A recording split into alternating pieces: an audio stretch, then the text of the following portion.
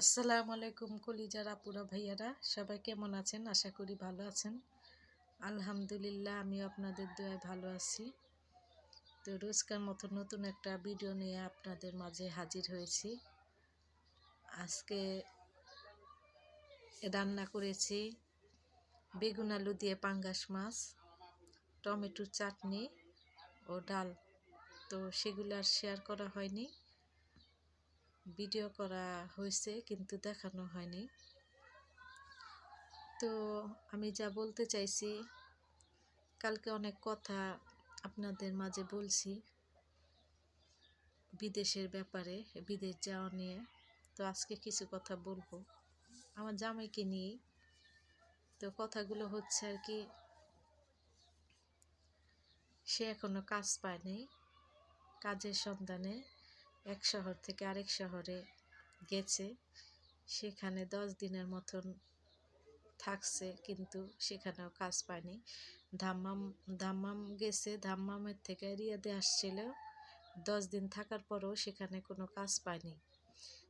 Saudi বর্তমানে মানুষ অনেক, কাজ কম, একদম 100 মানুষের জন্য আর কি একটা কাজ, এরকম আর কি। কাজ একদমই কম, কাজ নাই বললেই চলে। তো সে আবার আজকে রিয়াদের থেকে দাম্মাম চলে যেতেছে। কাজ নাই, কি করবে? সেখানে আবার পরিচিত কিছু মানুষ আছে, ভাগ্নির জামাই আছে, আবার আগে যে হোটেলে কাজ করত সেখানে কিছু পরিচিত মানুষ আছে।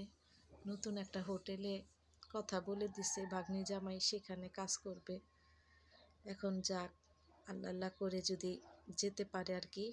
সবাই আমার জামাইয়ের জন্য দোয়া করবেন, তার আকামা নাই, সেই যাতে রাস্তাঘাটে কোনো বিপদে না পড়ে।